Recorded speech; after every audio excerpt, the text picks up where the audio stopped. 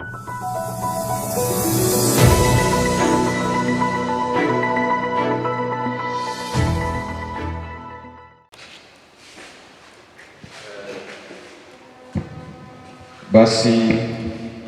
wapendwa, tunamshukuru Mwenyezi Mungu kwa kuwa amekuwa mwema kwetu, ametuwezesha tukaweza kukutana siku ya leo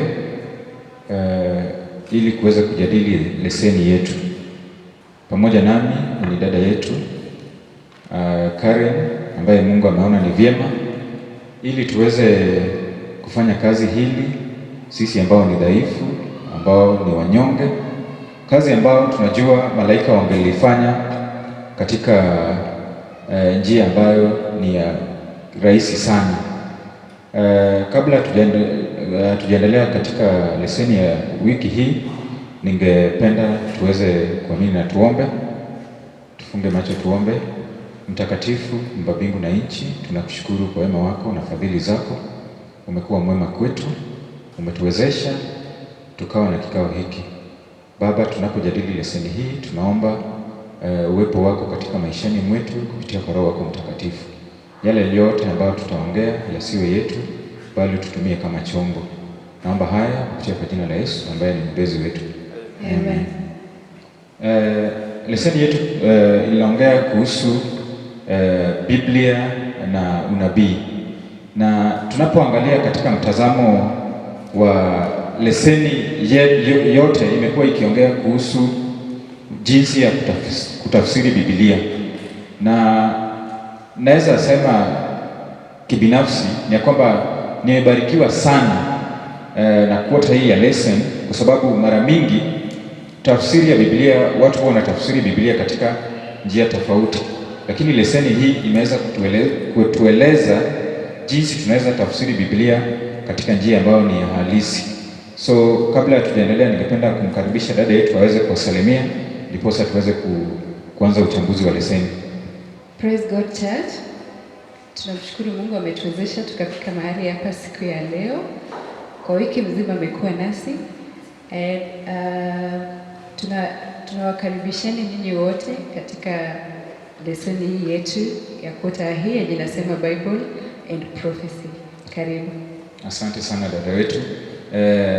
Jinsi ameweza kusema ya kwamba leseni ya kota hii linazungumzia kuhusu Biblia na unabii, na kichwa kikuu cha somo letu linatoka katika kitabu cha Danieli 8:14 ambalo linasema ya kwamba, and he said unto me, unto 2,300 days then shall the sanctuary be cleansed.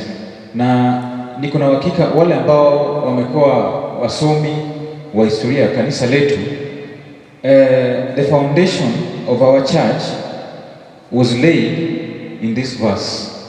Na ndiposa the Millerites wakaweza kutafsiri Biblia wakisema ya kwamba mwaka ambalo walikuwa wakiongelea kwamba baada ya miaka 2,300 sanctuary yangeweza kufanya nini? Yangeweza kusafishwa.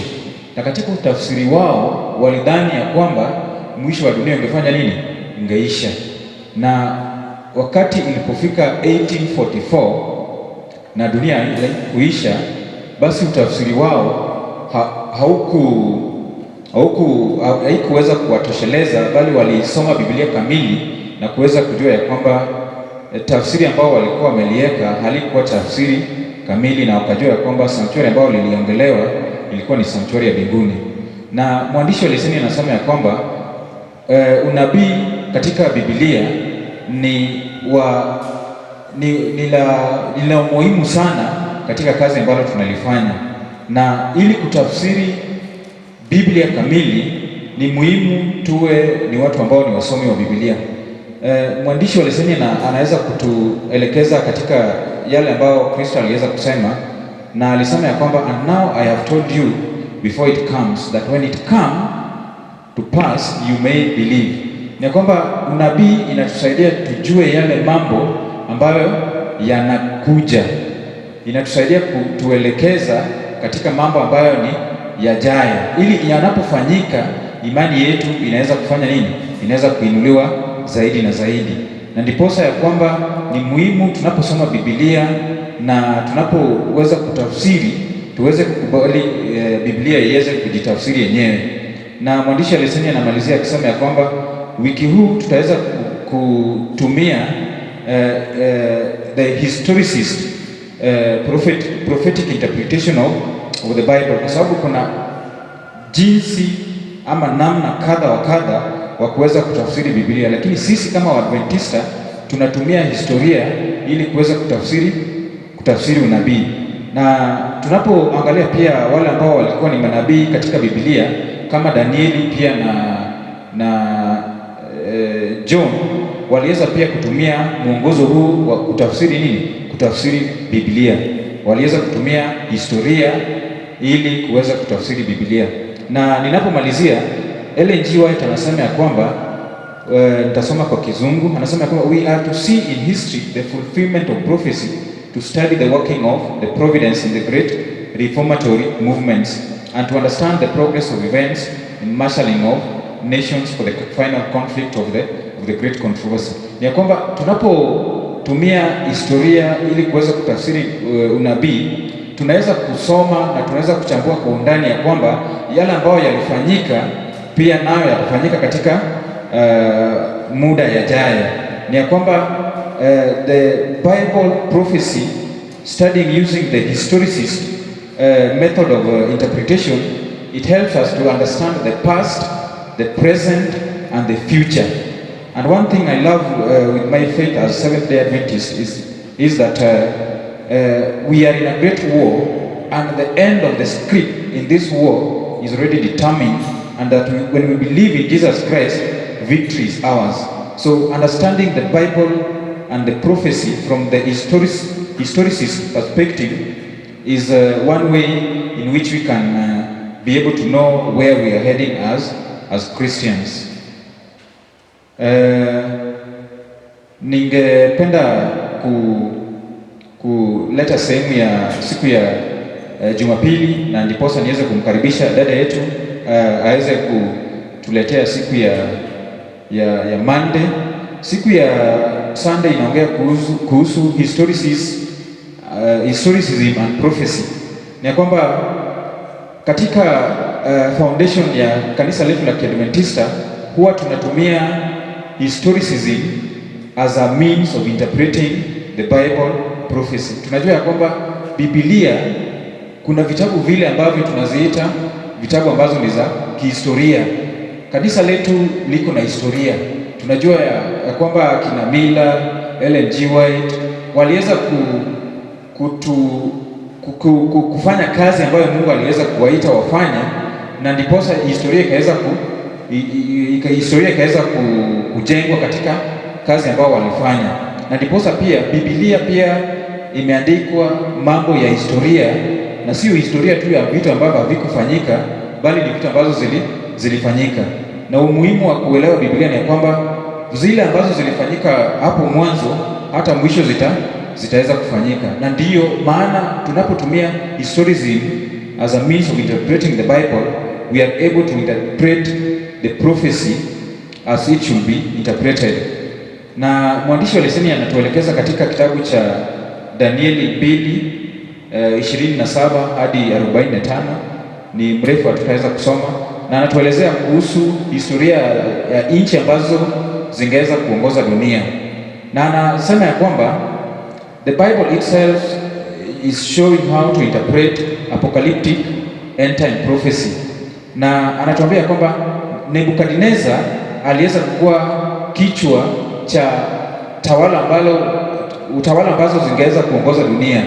Na tunapoangalia hiyo katika muktadha wa historia, tunajua ya kwamba Mungu tayari ametuelekeza jinsi dunia ilivyokuwa, jinsi itakavyokuwa, na mwishowe jinsi itakavyoisha. Na ndiposa Danieli 7:8 inaongea kuhusu an image and a specific beast which are used symbolically.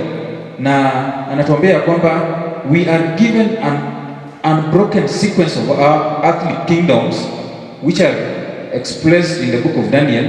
Na tunaambiwa kwamba Nebukadneza aliweza kuongoza, kukawa na ufalme wa Medo-Persia, wa Griki Warumi, kukawa na Wayunani, Warumi, na mwishowe tukawa na falme ambazo ni tofauti tofauti ambazo zinaongoza dunia hii tunapongojea kurudi kwa Yesu mara ya pili. Kwa hivyo tunapotumia historicism to interpret the scripture, we are able to understand what the Bible talks about.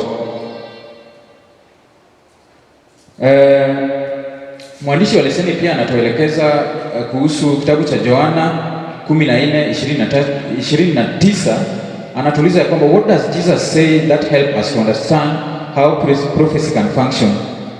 Na tunaambiwa kwamba Yesu anasema ya kwamba katika sehemu ya utangulizi anasema ya kwamba that we have given you all these things that when they happen you will believe in me. So prophecy in itself is given to believers, that zinapofanyika imani yetu inaweza kufanya nini? Inaweza kuinuka tukijua ya kwamba ushindi ni wetu tunapomwamini Mwenyezi Mungu. Sijui mwenzetu ako na nini ya kusema kuhusu sehemu ya Monday. Thank you Elder Raymond, nitatumia lugha ya Kimombo tafadhali.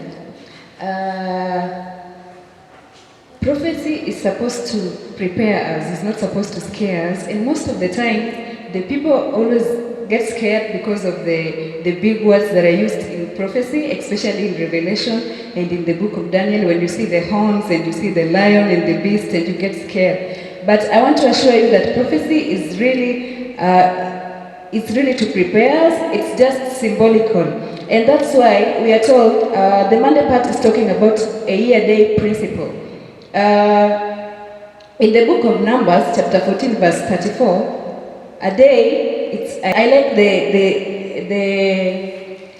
like this quarter's lesson because it speaks about the Bible and about prophecy, which is the basis foundations of the Seventh-day Adventist Church. And I'm so glad to be a part of this church. And we see that one day represents a year, and everything that was prophesied has come to pass so far. And we are told in the book of Peter is telling us that a year, that the Lord is not slow in fulfilling everything that He promised. And also in the book of Hosea chapter 12, verse 10, which says that the Lord will not hide anything from His prophets and His fellow servants. And that's why we thank the Lord so much, because everything that He prophesies to us has come to pass, and historians have proved it so far. And we've seen the archaeologists coming up with the things that happened before that proves that the Bible is concrete and the Bible is true. We thank the Lord all the time because His word is sure. And Jesus told His disciples that He told His disciples that He'd tell them everything from that time, so that when it comes to pass, that they may believe that it's true.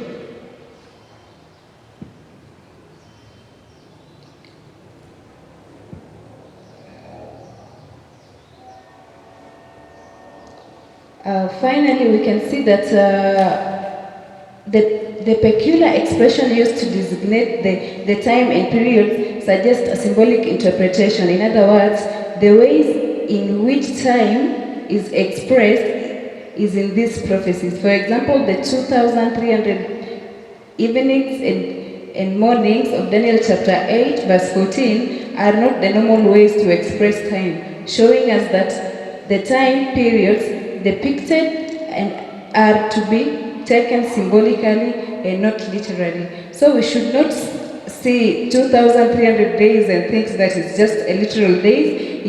It is years, and when you add it as the way the Seventh-day Adventists did, we find that the things that were prophesied came to pass at the appointed time. So the word of the Lord is sure, and it will come to pass, and everything that was prophesied, which are to come in the future, will still come to pass. Thank you. I will pass it to Elder Raymond to continue on the Tuesday path. Thank you very much for that insightful presentation. Ni kwamba going forward tunajua ya kwamba tunapotafsiri unabii haifai tuitafsiri katika mawazo ya kibinadamu, bali yale ambayo yanaweza kutumika katika unabii yanaashiria symbolicism. Ni kwamba ukisoma kitabu cha Ezekieli 4:6 na pia kitabu cha Numbers 14:34 inatuelezea kwa undani ya kwamba a day is a symbol to be a year in biblical prophecy. And so tunapojaribu kutafsiri katika unabii wa Danieli ambapo inasema ya kwamba unto 2300 days the sanctuary shall be cleansed, it is not the 2300 literal days, but these represent years. Na ninapoenda katika sehemu ya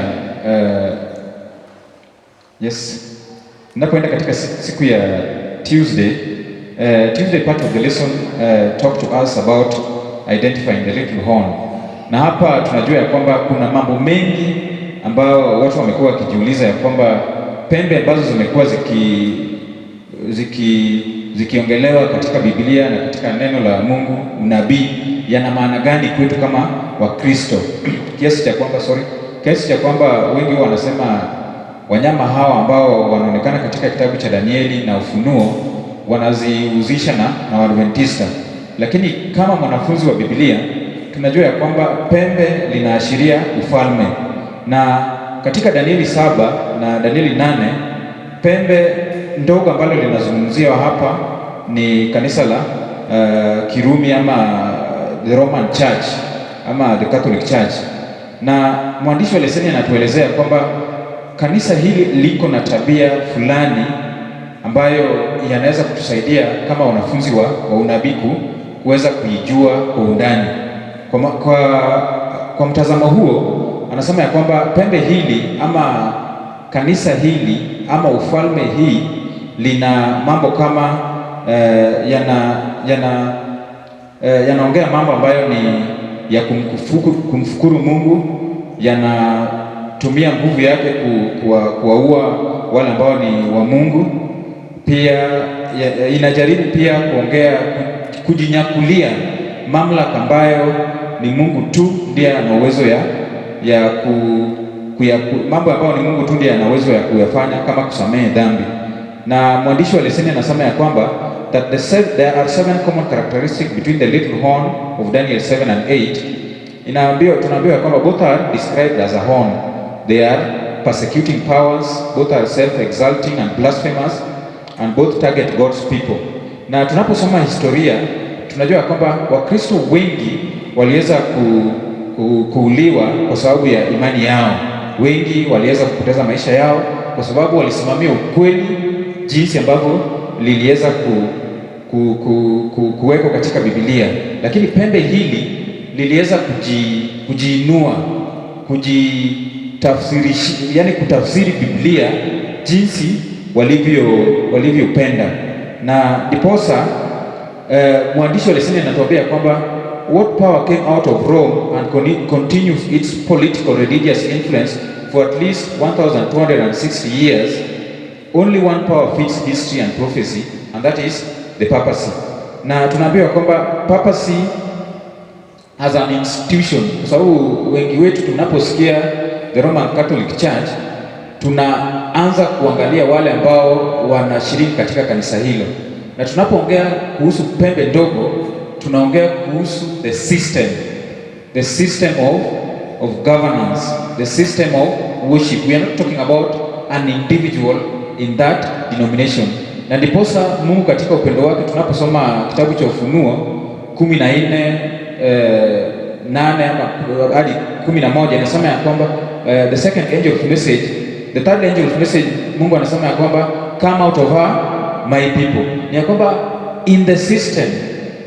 in the Roman system kuna wale ambao wanamcha Mungu, na ndiposa Mungu anatumia ujumbe wa malaika watatu ili kuita watu waweze kutoka katika mafunzo ambayo yanaweza kudhirika kutokana na the system ambayo tunaweza kuongelea. Na mwandishi wa leseni anaendelea akituelezea kwa undani jinsi ya kuweza kujua pembe hili ndogo lina tabia aina gani.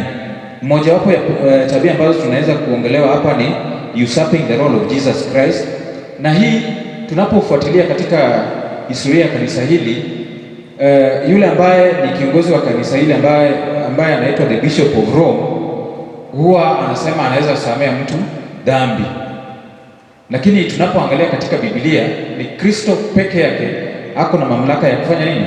Ya kuweza kusamea mtu dhambi, kwa sababu ni yeye aliweza kutufia msalabani ili tuweze tunapomwamini dhambi zetu ziweze kusamehewa. Lakini pembe hili likiongozwa na Papa linajinyakulia uongozi nguvu ambalo ni ya Mungu peke yake. Na pia pembe hili ndogo pia liliweza kuua wale ambao walikuwa ni waaminifu.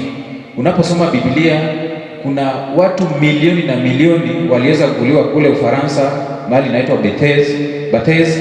Kuna watu wengi waliweza kuuliwa mahali tofauti, na mwelekezi wangu ananiambia muda ni kama unatupa kisogo, so ningeweza kuenda katika sehemu ya Wednesday kwa ufupi. Tunazungumzia kuhusu kitu ambacho kinaitwa investigative judgment, na kanisa letu tunajua baada ya ukosefu, baada ya Kristo kukosa kukuja katika dunia hii in 1844, watu wengi waliweza kukosa matumaini, lakini wale ambao walikuwa na mcha Mungu waliweza kushikilia na wakaweza kusoma Biblia kwa undani, wakajua ya kwamba kumbe 1844 ilikuwa ni mwaka ambao investigative judgment ilikuwa imefanya nini? Ilikuwa imeanza. Na kama Wakristo, Ukristo wetu utazidi kung'aa ikiwa kila wakati tutaweza kumcha Mungu, tuweze kujirudia, ili judgment ama investigative judgment inapofanyika tusipatikane tuko na dhambi ambazo tumeweza kuacha zikwame katika maisha yetu. Na mwandishi wa leseni anamalizia sehemu ya Wednesday akisema ya kwamba Daniel 9:25 gives us the beginning of the time period from the going forth of the commandment to restore and build Jerusalem, and the date for this event tunaambiwa yani kwa undani anatuelezea kwamba the historical prophetic happenings from the book of Daniel 9:25 to 1798, ambacho ni mwaka ambao kitu kubwa kiliweza kufanyika. Yule ambaye alikuwa ni kiongozi wa kanisa la Kirumi aliweza kushikwa mateka na kupelekwa kule Ufaransa, na akaweza kukufa katika utumwa, ama he died in captivity, and that is what the book of Revelation inatuelezea kwamba pembe hili ndogo liliweza kupata jeraha, na jeraha hili ni kiongozi wa ufalme huu aliweza kushikwa akapelekwa utumwani na akaweza kupata jeraha. So investigative judgment in itself is what Christ is doing for us in the holy apartment, in the heavenly sanctuary. Na hii linaweza kutupa tumaini ya kwamba sisi kama Wakristo tuko na kazi ya kututakasa na kutuandaa kurudi mara ya pili kwa Yesu. And then sehemu ya siku ya 4 linaongea kuhusu typology of prophecy. Tunajua ya kwamba the Bible prophecy kuna kitu ambacho tunakiita type and antitype. Ni ya kwamba tunaposoma Biblia sana sana haswa the Old Testament, kuna mambo mengi ambayo yalifanyika katika wakati huo. Yale makuu ambayo tunaweza kukumbuka kama Wakristo, nyakati hizo watu waliweza kutoa kafara ya kondoo ambao lingeweza kutolewa, na ni kondoo ambalo halikuwa na mawaa, na hiyo liliweza kuashiria nani? Kuashiria Kristo. So the typology of that prophecy inatuambia kwamba the antitype of our salvation was not in the sacrificial system of the Old Testament, but was in the death of Jesus Christ on the cross. Na tunapo pia angalia katika mambo ya sanctuary, pia tunajua kwamba Mungu aliweza kuagiza Musa aweze kujenga sanctuary, na sanctuary yenyewe halikuwa ni lile kamili, bali lilikuwa ni sanctuary ambayo ilikuwa ni ya mfano ya sanctuary ya mbinguni. So the type and antitype inaashiria mifano Mungu anatumia katika kutuelekeza na katika kutuongoza katika mambo ya unabii. Miongoni mwetu tuko na pia mmoja wa elda wetu, sijui kama kuna mtazamo tofauti ambao anaweza kuja kutuelezea ili tuweze kumalizia leseni ya wiki ya leo. Elda, karibu.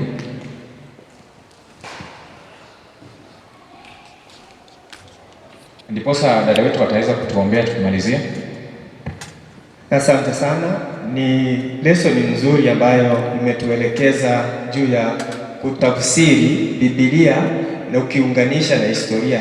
Kwa ufupi ni kwamba lesoni yetu ilikuwa inatuelekeza ya kwamba historia na Biblia zinaandamana ili kuweza kutuhakikishia ya kwamba nyakati tunazoishi hakika ni nyakati za mwisho, kwa sababu ukiangalia historia vile ambavyo ilisoma juu ya miaka 2600 ambapo kwa Danieli imezungumziwa siku 2600 peke yake. Tukiangalia historia ya utawala, vile tawala zote ziliweza kuambatana kutoka kuanzia utawala wa Babiloni kuja utawala wa Wagiriki na Yunani na mpaka kufikia utawala wa Warumi, mambo haya yote yameweza kutimia, na wanahistoria wanapofanya hesabu kuanzia wakati wa Babeli na mpaka wakati huo ambao Warumi waliweza kuchukua mamlaka, inatuhakikishia kwamba Biblia na historia zinaandamana huku zikitimiza andiko hili ambalo dada alitusomea kwamba mwaka moja inasimamia, yaani siku moja kwa mwaka moja na mwaka moja kwa siku, kadri na jinsi ambavyo Mungu aliweza kuyafunua mambo haya kwa Ezekieli na pamoja na Musa katika kitabu cha Numbers pia. Kwa hivyo tunaona ya kwamba historia na Biblia ama na unabii zinaambatana ili kutuandaa kwa ajili ya kuishi katika nyakati hii, tukijua ya kwamba kipindi ambacho tunachoishi ni kipindi ambacho ni kifupi na tumepimiwa. Hebu Mungu aweze kutubariki na aweze kutuongoza ili tuweze kushikanisha mambo haya mawili, ili wakati ambapo tunapoangalia ishara zikionyesha katika historia tuweze pia kufungua na maandiko na jinsi ambavyo tuelewe vile Mungu aliweza kuyatafsiri kupitia kwa nabii Danieli na manabii wengine. Asante sana. Amen. Asante sana Elda kwa mtazamo huo, na Mungu aweze kubariki. Tunapomalizia, ningependa dada wetu aweze kutumalizia kwa maombi, kwa sababu mwelekezi wangu ananiambia muda wetu umeweza kuisha, na Mungu aweze kuwabariki. Amen. Kabla tuombe, I wanted to add something. Judgment, it's when you hear judgment you get scared and you think that it's the end of the world, or maybe you've done something bad and you are going to perish. But this is just to tell us that we should be ready, and we should not set time to when Christ is coming, because the secret things are for God, and that is in Deuteronomy 29:29. And also we should look at the way Israelites in the book of Leviticus chapter 16, when the high priest was in the most holy place, they were praying and they were worshiping and they were crying for their sins, because they knew that if their sins are not forgiven, they will perish. And now Christ is in the most holy place, and we should do the same as the Israelites. Now is the time to keep watch and to pray, because the second advent of Christ is soon approaching. Let's believe and pray. Our kind and loving Master who is in heaven, we thank you very much for being with us when we started this program of the lesson, dear Father. Thank you because your Holy Spirit has guided us, dear God. As we have finished, dear Father, we pray that you may be with us, and the programs that are following, dear Father, we pray that you may guide us and you may be the head, dear Father, and send your Holy Spirit to be with us. I pray for the sick and for the orphans. I pray for the widows, dear Father. Remember us and forgive us our sins, for this is our prayer in Jesus' name.